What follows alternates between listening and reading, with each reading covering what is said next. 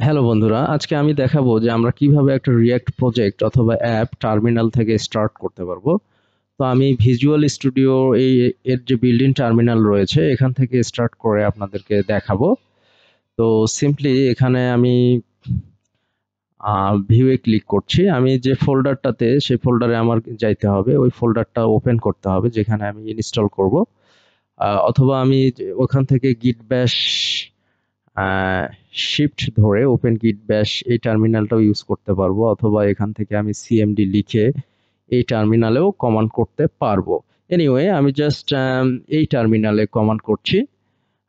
Command করে আমি clear করছি, করার পর আমার যে ফোল্ডারটা ডি তারপরে হচ্ছে রিয়াক্ট প্রজেক্ট, এইখানে জাস্ট আমি npx লিখবো, দেন ক্রিয়েট রিয়াক্ট অ্যাপ এই কমান্ডটা লিখবো। দেন আমি আমার অ্যাপের নেমটা লিখবো এখানে।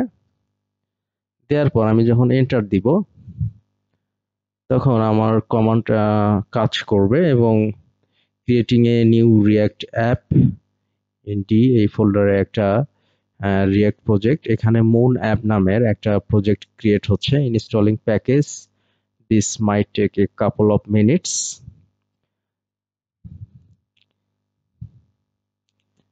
হ্যাঁ, এটা হয়ে যাবে। তো ফাইনালি এটা ইনস্টলিং হওয়ার পর এখানে আমি একটা স্ট্রিং বা একটা রাইটিং দেখতে পাচ্ছি, অ্যাডেড 1323 প্যাকেজেস ইন 2 মিনিটস। তো এই প্যাকেজগুলো আমার অ্যাড হয়েছে এবং কিছু প্যাকেজ মিসিং হয়েছে।